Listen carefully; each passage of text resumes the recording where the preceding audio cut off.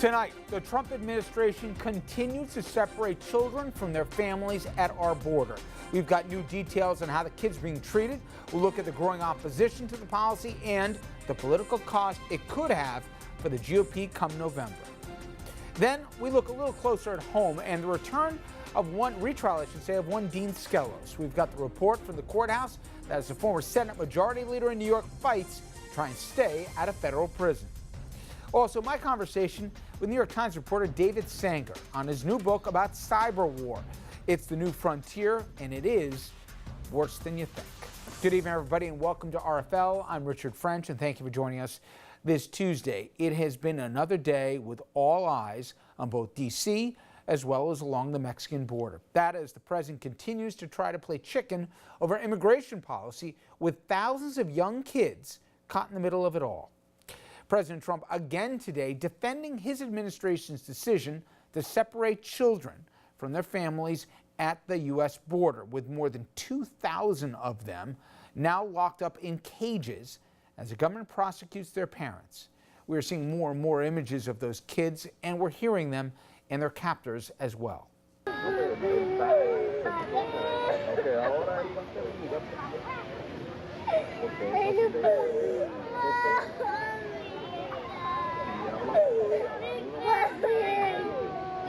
Bueno, aquí tenemos una orquesta.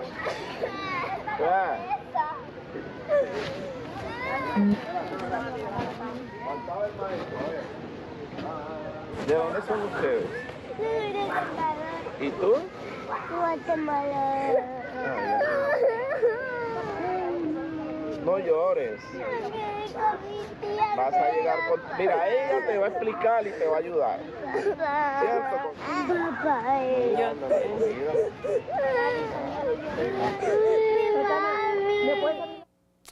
Those kids are locked up in cages. Even the president's usual supporters can hear the pain as those kids cry, which is why the administration now taking so much heat on this issue, including from Republicans in Congress and beyond. Trump visited the Hill this evening.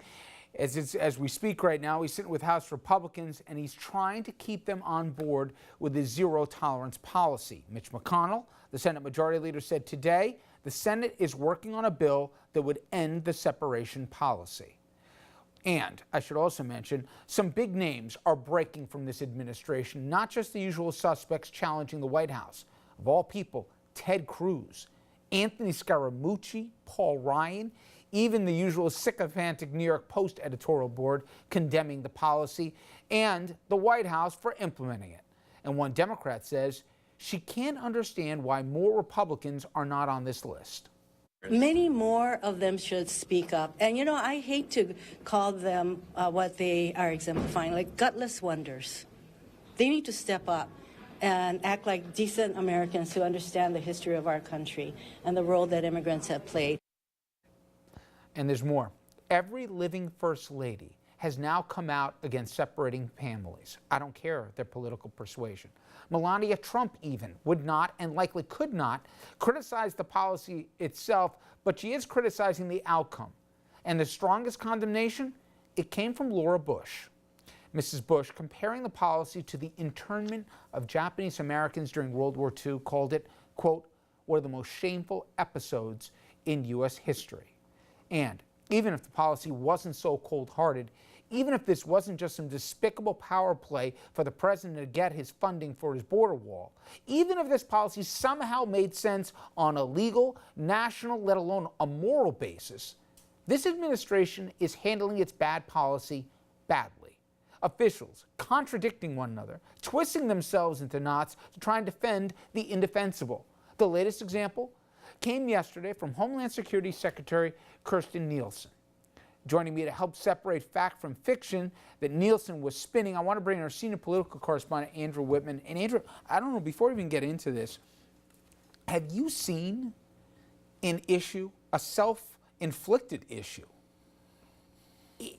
in, I don't know, a 72-hour window, I guess, just go from a fire to a full-out blaze here?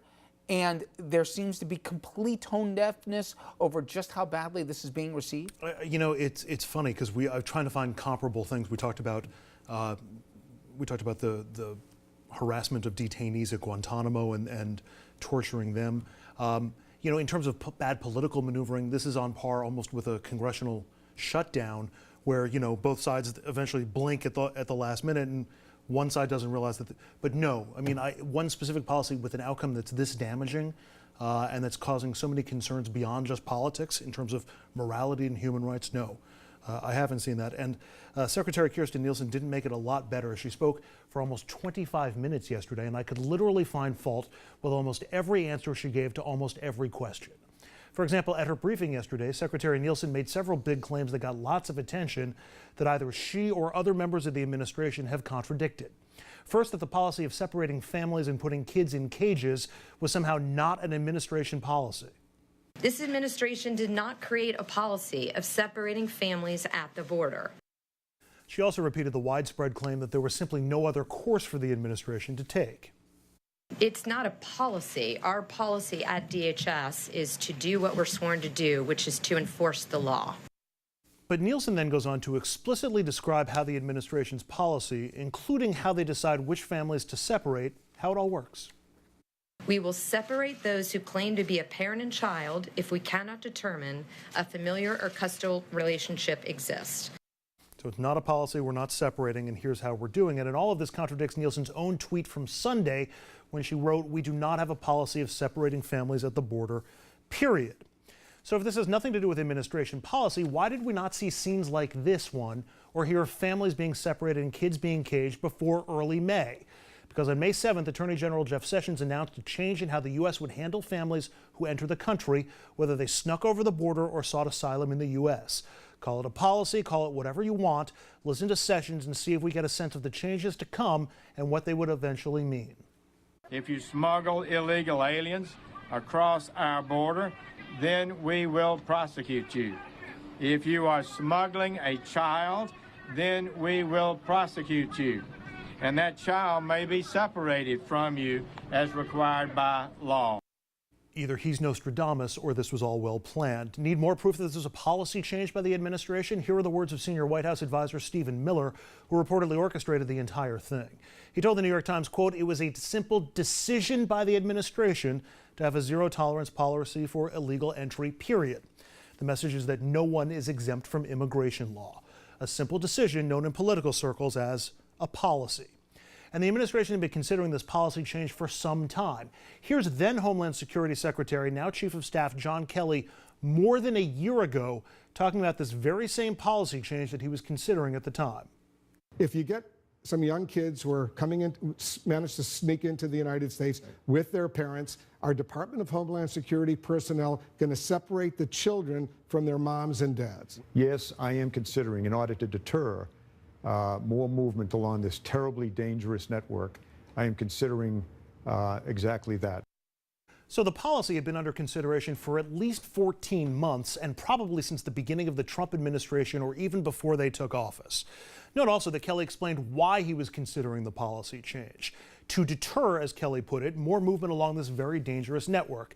Pay no mind to the fact that once people seek asylum here, they're no longer on that very dangerous network. But the administration clearly hopes this will deter more people from coming here.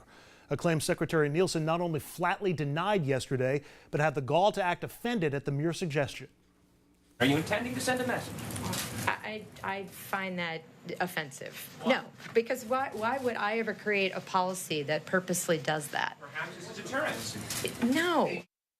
There's more. There's a lot more. I could literally do this all day. Here's Nielsen insultingly denying that, as Democrats claim, the administration is using the kids as leverage to force Congress to give in to the president's demands on the wall and border security. Members of Congress on the Democratic side say that you are using children as a lever to try to get them to take legislative action. What do you say to that? I say that is a very cowardly response. From that, now flashback to Friday when the president himself rattled off his shopping list of the policies he's demanding that Democrats change to end families from being separated at the border. The Democrats can come to us as they actually are, in all fairness, we are talking to them, and they can change the whole border security. We need a wall. We need border security. We got to get rid of catch and release. Pass what I want and we'll stop families from being separated. The definition of using the kids as leverage. Up next, immigrants seeking asylum. Here's Nielsen yesterday. As I said before, if you're seeking asylum, go to a port of entry. You do not need to break the law of the United States to seek asylum. Which is helpful if people seeking asylum actually know this beforehand, but that's hardly the point. 1 second later yesterday during that press event, a reporter remarks that asylum seekers are being turned away. Nielsen denies that, then explains how and why asylum seekers are being turned away. People are being turned away from ports of entry, Madam Secretary. That actually is incorrect. If we do not have enough bed space, if we do not have enough medical personnel on staff, if we do not have enough caretakers on staff, then we will tell people that come to the border they need to come back. We are not turning them away. Except for the part where you are. Nielsen then goes on to try and blame Presidents Bush and Obama for the separation of families that began just 6 weeks ago. This is something that was enacted after the Attorney General announced the zero tolerance policy. This never happened before he announced the zero That's actually not policy. true. So the last administration, the Obama administration, the Bush administration, all separated families at the, they absolutely did. Then again, we never saw scenes like this one under Presidents Bush or Obama, and never for asylum seekers. Finally, take note of the genders of all of these kids. They're all young men, boys. So where are all the girls and the toddlers? Where are the girls? Where are the young toddlers? I don't know. I'm not familiar with those particular images. So You've only seen the boys. I will look into that. I'm not aware that there's another picture. Yes. Secretary of Homeland Security doesn't know where the girls or the toddlers are, Rich. I defy anyone to listen to the audio. Forget about the piece of garbage who are making jokes about the kids with the symphony comments and all the rest. If you're a parent, you don't even have to be a parent there. Do you think a 2-year-old, a 4-year-old, in a place where they know no one, that's locked in a cage, this is who we're supposed to be or are or ever have been? And then to have the questions without a scintilla of humanity attached to this. They made it sound, not made it sound, they said it, Andrew, in the press conference, we're dealing with criminals. A 2- and a 4-year-old can't be a criminal. I'll take it one step further, Rich, because these are people seeking asylum because they have a credible fear for their own safety or security in the homeland that they're leaving. Can I ask you to expand on that for a second? Because you worked in the Texas market for a while. Explain to people the journey people have to take if they're coming from El Salvador or Guatemala. It's not like you hop in an Uber here and then get dropped off at, seeking asylum at the gate. Well, That's not how it works. We saw it with the caravan, if you remember that, a couple of weeks back that was coming from Guatemala up through Mexico. First of all, there's thousands of miles that you have to traverse. Almost all of them wind up doing it on foot. They wind up being at the mercy. They do it in groups because otherwise they'd be at the mercy of poachers or whomever else wants to come in and do them harm. There's the physical difficulty, there's the security concerns and the fact that they're not safe along this route. How are you going to find food? How are you going to find water? Not to mention, you're not making any money during all this, so you've got literally nothing in your pocket and nowhere to go. It's June now. It's usually triple digits in South Texas, I assume in most of Mexico and in Central America as well. So you've got that aspect to deal with. And then on top of that, you've got the difficulty of actually crossing the border if you're not doing it at a border station. Or if you are, you're being immediately apprehended by border security and having to deal with this and now wind up being separated. But again, these are people who are in fear for their lives in their home country. So you have that chaos, and imagine what that's like for a 2-year-old or a 4-year-old. And their parents say, well, we have to get them out of this. You come to the United States, the land of liberty, the land with the statue in the harbor that has welcomed immigrants throughout its entire history. You come here and the first thing they do is arrest you and put your kids in separate detention away from you. How much more trauma does that add to those kids, to those families? And you have the audacity to say, don't blame me, they made me do it, lie. And you're using a wall, something that was supposed to be paid for by the Mexicans, if I remember right, during the campaign. If you give me my wall funding, I'll free the kids. That's from the Commander-in-Chief of the United States. We are using, literally, children as bargaining chips. And if anybody could hear that audio and be cool with this, now I don't think we don't have borders. Listen, Obama deported a lot of folks, okay? We need an immigration policy. By the way, George W. Bush tried to have an immigration policy. He got the Democratic votes on it. He couldn't get enough members of his own party to get along to make it happen. We need comprehensive reform. You can't have literally open doors. But who in their right mind thinks this is the answer to it? And the cowardice, for me, of the president to blame everybody but himself who put this all in motion, that to me is as offensive as it is just flat out untrue. All right, Andrew and I are going to be coming back on the other side of this break here with our panel because there's a political element to this. Andrew broke down the policy and the facts and the fiction, but certainly you got the midterms coming up in November, and that is a big element to this debate and dialogue here. The president, as he is right now, is meeting with House Republicans, and this crackdown is also cracking the Republican Party apart. It could hurt them in those midterms. We're going to dig more deeply into that, so please stay with us.